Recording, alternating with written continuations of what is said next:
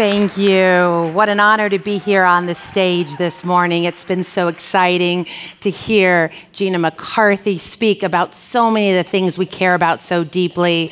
I had the chance to work with the administrator for 8 years in the Safer Choice program and the wonderful work she's done. And to hear Marianne speak and so many other wonderful women this morning is truly inspiring. As you saw in our video, and as Debbie so beautifully stated, all 4 of our manufacturing facilities are carbon neutral, are water neutral, and zero waste. And we did that because we wanted to show that you can do the right thing for the environment and still have a profitable business. They go hand in hand, and it's really the only way that business should be done in the future. And today, we have a great panel of women entrepreneurs who are here to share their journeys and their stories with us. And I'm so glad we have a chance to highlight them, because at Earth Friendly Products, we're committed to so many women in prominent leadership roles. We're woman-owned and operated. We have more than 50% of our C-suite comprised of women, 75% of our technical team, and 100% of our legal team. And I'm so honored to lead alongside so many talented women as we really showcase the importance of sustainability in business. And today, when 51% of our population is comprised of women, it's really something that we're celebrating 2 weeks ago, that they released that 6.6% of the Fortune 500 companies are run by women. It's far too little. But I think it demonstrates that women need to make their own paths to the top, and they need to start their own businesses. And the women that are here with me today are wonderful examples of great visionaries who have done just that. So I'd like to introduce the amazing women with us today. Longtime eco-warrior in the fashion space, entrepreneur, innovator, and author, Marci Zaroff. EMA Corporate Board Officer, 19-year board member, and co-founder of Smart House Mattresses and Eco-Friendly Products, Amy Smart. EMA board member and co-founder of Bayo Skincare, Anna Schafer.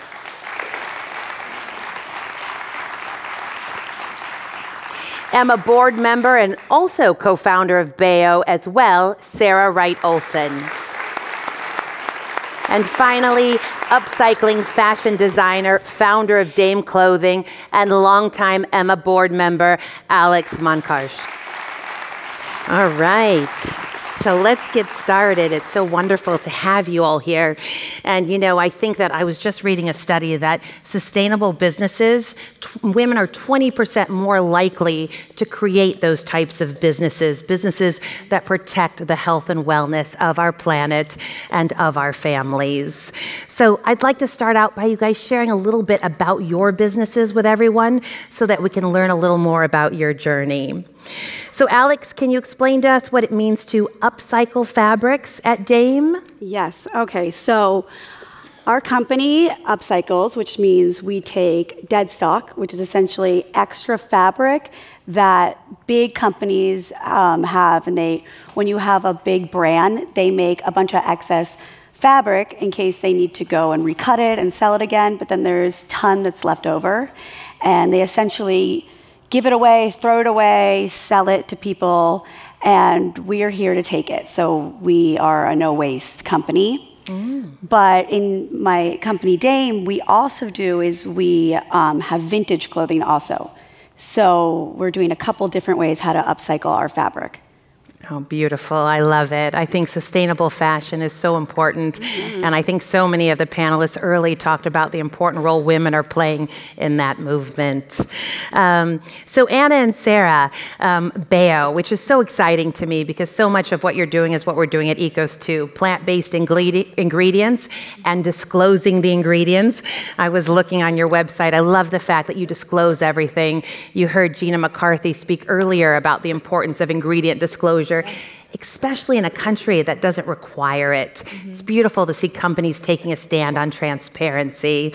So could you tell me a little bit about the plant-based ingredients in the line, and if you've found it challenging to convince consumers, you know, to use the products, and if they believe that synthetic ingredients work better? Sure. You know, we're a new company. We're about 6 months old, and we haven't had the challenge of people questioning whether our products work better, because I think if you educate people, it's really common sense that your skin is the largest organ, and it's probably better to use natural, organic, clean products and not something you can't pronounce. Yes. And in creating this line, we were really adamant about every single ingredient that you read, you don't have to go look it up. You're like, oh, that's olive oil, or that's lavender. So we wanted our consumers to know exactly what was in our products. I love that. And I saw on your site it was all about ethical sourcing, understanding the source. And I also saw that it was really championed as mama-owned, which I love that. I think that's so beautiful and resonates with so many of us. So can you talk, Sarah, a little bit about how you're incorporating those important efforts into really marketing the brand? Yeah, well, we were very fortunate, you know, when we started Bayo. It was 3 moms, and we sat down and we were like, what are the things that we see that are missing on the market? And for us, we were very frustrated because we wanted to find organic products that worked, and we also wanted to put our money into a company that would think about sustainability. Like, how can we create something that not only is great for our bodies, it pays attention to social issues, but also partners with manufacturing companies that are making a difference. And so it took a lot of phone calls and a lot of work and a lot of years, but we were able to partner with some amazing manufacturing companies that you know, offset electricity by 100% wind power, and they use solar energy, and they use recycled plastic. And for our products, we have aluminum tins that our bombs come in. And so part of, you know, getting our message out there is on our website and through social media as well. We have, you know, tips for reusing your tins, you know, if you're using it, because we're moms. So for us, it's like, throw it in your bag. You can put your kids' tiny toys in there, or, you know, you can make a candle, and we have candle recipes and stuff like that. So we think that's really important. But taking that a step further, we've just started an initiative called Coffee with Bayo. And so we're going to start sitting down with professionals to help educate the moms out there and people who want to be a part of our Bayo community. And so we want to discuss, you know, just very simple things that you can do in your own home to make your home more sustainable. What can I do to be more green? How can I put my money into something that makes, you know, it's better for my family, for my kids, but also for the earth. So this is something that we're really excited about, and we're hoping will take off. I think it's so beautiful. I think that, you know, consumers now, they really care about companies that are trying to create a community, that are really trying to champion the values that they hold dear, and they want the opportunity to do the right thing. And so by providing the information in a way that people really understand it, because I think a lot of people talk to consumers in ways in which they're not understanding and connecting with the science. So I think translating it and really making a beautiful community is a wonderful thing. So Amy, if you'll tell us a little bit as well, how you became a sleep entrepreneur. I love, you know, when I was looking at your site, it was talking about creating a healthy home and a clean home, which we spend about 90% of our time indoors. And I think people oftentimes don't think of that. And so I love what you and Carter are doing in that space. So can you tell us a little bit about that? Sure, yeah. Well, okay, so years ago I read a book called Toxic Bedrooms, and it awakened me to understanding all the toxins that live in our bedroom, especially our mattress. And if you think about it, we spend a third of our life on our mattress, hopefully, if we get 8 hours. But so many chemicals go into conventional mattresses. and it off-gasses. And during our sleep, it's where we are repairing our body. And so our body is being compromised when we're exposing it to more chemicals. And especially now having a child, realizing our children are so vulnerable and sensitive even more because their bodies are tiny, and so chemicals being exposed to them is a greater risk than an adult.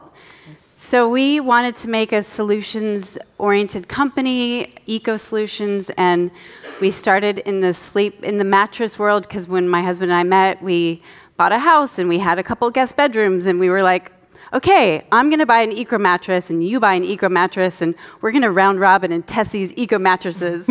And it was a really kind of silly challenge, but some of them were so heavy and felt like you were sleeping on like sacks of potatoes, and some of them were just, they were fine, but you're not going to cut open a mattress and see what the heck's inside. You just sort of have to trust who's selling you these mattresses. And so we had the opportunity to create a mattress with this other company, and we did create one. But then we started learning about what's inside mattresses, and we wanted to branch out and really ourselves learn. And we found this incredible manufacturing company, and we literally have like 4 ingredients in our mattress, and they're all really clean. And we just like to give people the option to have a better product to sleep on at night and feel good about. And so this is our beginning for our Smart House collections, and we hope to continue to create more house products that are good for your home life and your family and that will last, because so many mattresses are disposable now. You know, you can buy a $300 mattress and in 2 years you throw it away and it goes in a landfill. And, you know, we're trying to like reduce our waste. And by doing that, we make good quality products and support non-toxic products that we can feel good about supporting, spending our money in, and not being so wasteful. So, you know, it's really sort of about supporting each other, because we're all like trying to do our little part in the world and create a better environment and hopefully, you know, clean our environment up more. And so that's kind of where we started, and we hope to continue to keep that conversation going, because people don't really talk about mattresses. It's not sexy. You're like, mattress? Oh, who cares? But so that's kind of where we started. That's wonderful. And I think it really is about women supporting one another and really lifting one another up and sharing these types of stories. And I know that I read a study that when infants are born, there's about 200 chemicals coursing through their bodies at the time of birth. And so many of those chemicals are definitively linked to so many diseases that we see our children getting: cancer and asthma and nerve and organ damage. And they're getting all of these things while they're in utero because they're exposed to so many things. And I think that so many people are hungry for ways to protect their unborn child and protect their children. And it's a beautiful thing to really address. One of the fundamental things is the mattress. And especially in a nation that's experiencing, as we talked about, a sleep crisis, we should talk about sleeping more for sure, and sleeping in a healthy manner. So Marci, I've had the pleasure of knowing you for many years and had the chance to even travel and visit some of your manufacturing facilities on the East Coast, and we've even partnered on some apparel things together. So it's great to have you here this morning too. And you've been so resilient about getting green products to consumers since day one. And I want to know a little bit about how market demand for green products has changed in the past couple of years and how that's influenced what you're working on now. Yeah, so there was a day when I co-founded what's known today as the Institute for Integrative Nutrition in 1990. People thought I was crazy, and then of course in 1995 I coined the term eco-fashion, and again, people were like, what? Who would ever buy into that concept? And can you smoke it after you wear it? And you know, very dichotomous, like, oh, if you're into fashion, you couldn't possibly be conscious about the environment. And if you're into the environment, you know, you couldn't care less about fashion, right? And I was like, wait, but I'm both. So I think what's so exciting for me, and it's a little be careful what you wish for, but also incredibly rewarding, and I pinch myself every day, is the fact that the internet has changed the game. And when you have an opportunity to storytell at the consumer level and actually pull the curtain back and unveil what the human and environmental impacts are of the choices that we're making, suddenly people start thinking differently, and that's why the word transparency, is like the ultimate buzzword. So I think, I have 2 millennial kids, and I get to keep my finger on the pulse of what's happening through the, their lens. But really, they were like, hiding their tofu nori rolls, when they were growing up, and now all their friends are like, oh my God, organic, and my son will come home and say, Mom, my friends all eat organic and they want organic, but they don't even really know what it means. And so, things have changed so much. I'm on the board of the Organic Trade Association, and I've watched that industry grow up from, a very nascent kind of movement where we were all on the fringe, we all knew each other in the organic world, to today, we just broke $52.5 billion in U.S. sales in organic products. That's huge. 83% of Americans are now buying organic food and products. And just like Maslow's hierarchy of needs, we start with food, we then start to evolve and say, what's next? Shelter, clothing, beauty products. I mean, these are sort of a natural evolution, which was the impetus for writing my book, Eco Renaissance, was connecting the dots of the whole lifestyle and showing that you can't really support one part of the equation without the other. They're all interconnected. Food, beauty, fashion, business, art, wellness.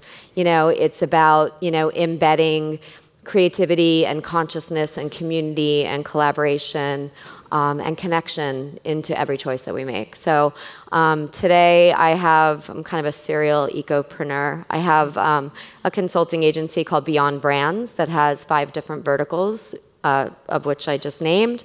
I have a factory, as you've been to, called MetaWear, where we make sustainable fashion for other companies, kind of the intel inside of sustainable fashion. I have a new brand launching called Yes And, because it's all about no compromise. A brand called Farm to Home, which is launching on QVC this fall, which is an organic home lifestyle show.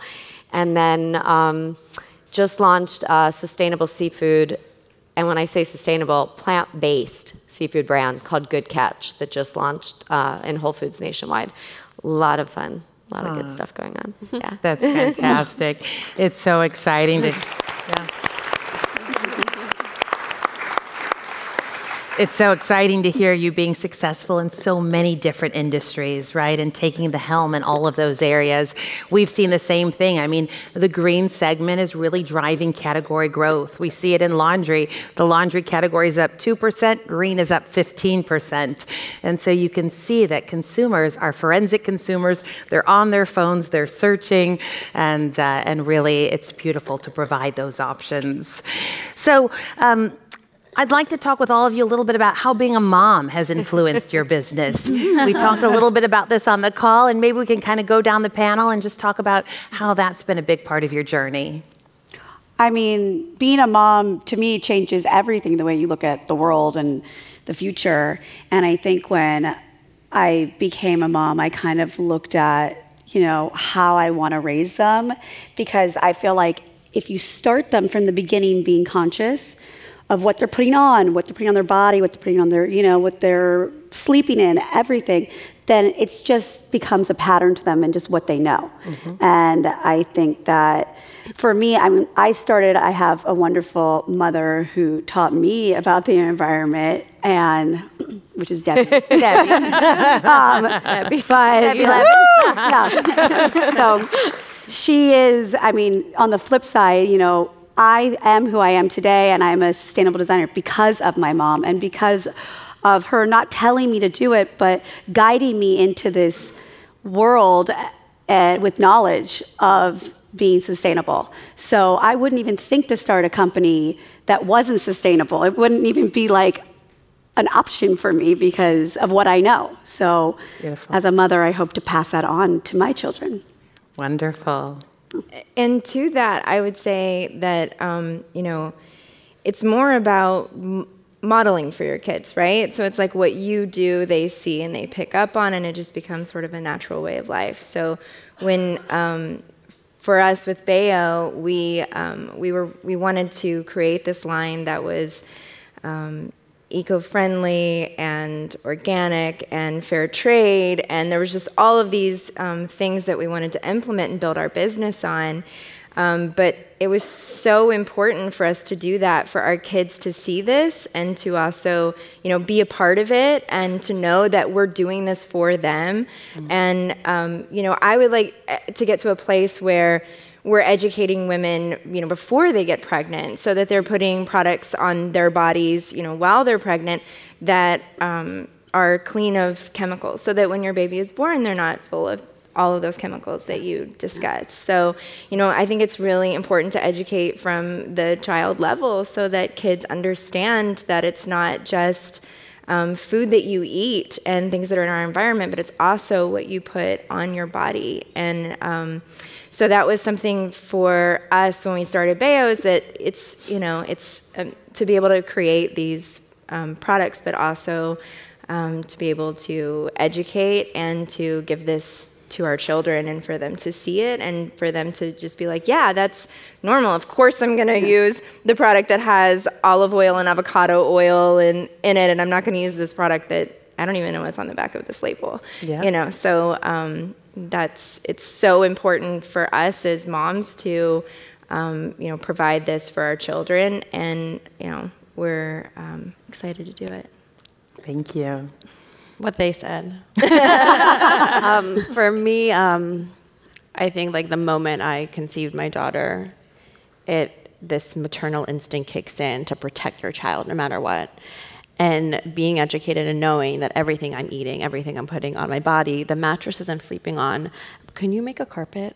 I just like got a clean carpet, and then the guy comes in and puts like toxic glue to put it onto my, and I was like, what, really? Yeah. So from that second, you want to protect them, and you want to protect them not just when they're inside of you, to when they're infants, to when they're toddlers, but when they go out into the world. You want to, like we say, we want to leave the planet better than we found it. Yeah. And like that's, you know, I read, I think Emma posted something that by 2050, there's going to be more plastic in the ocean than fish. Yeah. Yeah. And that is a scary thought, and I don't want that for my kid. Yes. So I think just protecting your children and doing everything you can in this, you know, supporting each other and creating sustainable businesses, and yeah. Yes.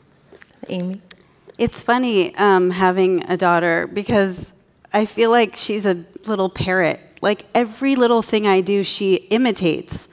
And, you know, and kids do that. They just imitate your behavior. They imitate the way you say things. They imitate the way you talk to a dog. They imitate everything. You are their, like, their leader, you know? And I feel like, one, the planet needs our help more than anything. And we have to make change, or there will be no future for our kids.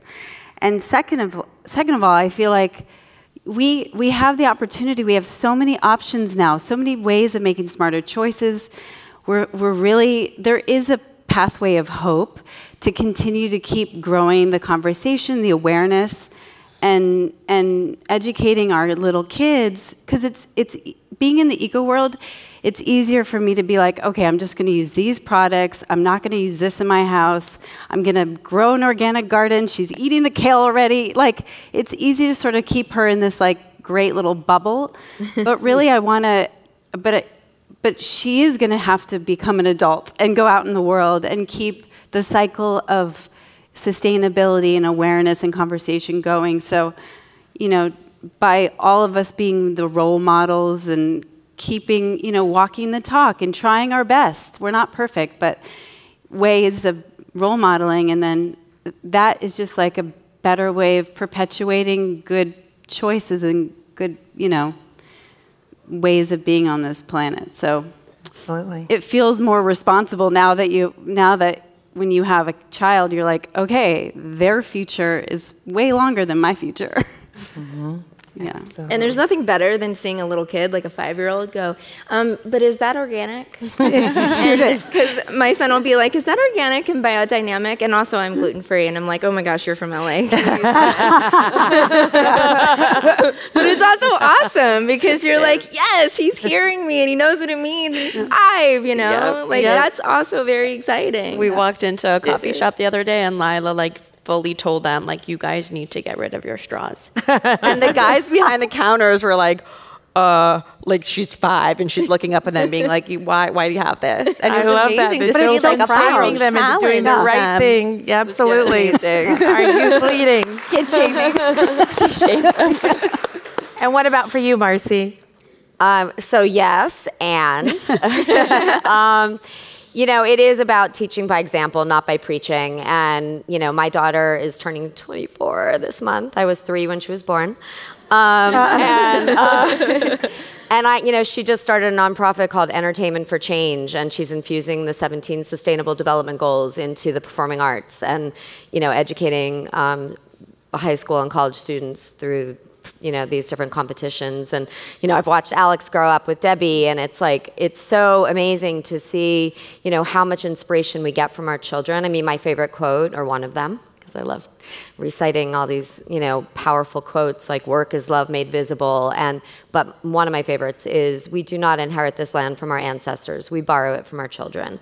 It's Native American wisdom. And I think that to me is that life force that has inspired me throughout my career is, we have to leave this world as good, if not better, than the way we found it. And at the rate we're going today, holy moly, it gives me chills just to think about, the statistics that are coming out around, climate change. And game on, people. We need to take action. And it's not even about sustaining anymore.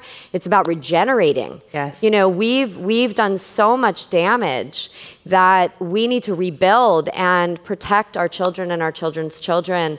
Because as many people have said throughout the course of this, summit, it's not about saving the planet. It's about saving humanity. Yes. And so as a mother, I mean, yes, we want to protect Mother Earth too, but wow, we have a lot of work to do to make sure our children can breathe healthy air and drink healthy water and have babies, and if they want to, and keep this, humanity moving on. And so being a mom, I think, is incredibly powerful in the course of creating sustainable business. And I think, when you hear Eric from H&M talk about how many women are entering now, being entrepreneurs, it's because I think there's this, we can't sit back anymore, empowerment. Mm-hmm. We need to take action because women are the primary sources of buying, and we have to shop with our vote with our dollars, and we have to shop consciously. And I think, being a mom is just sort of inherently,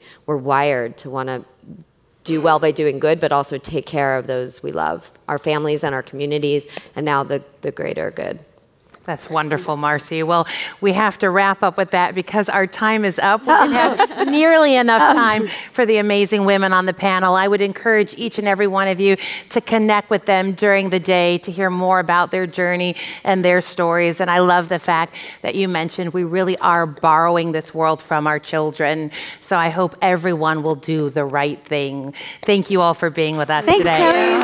Thank you.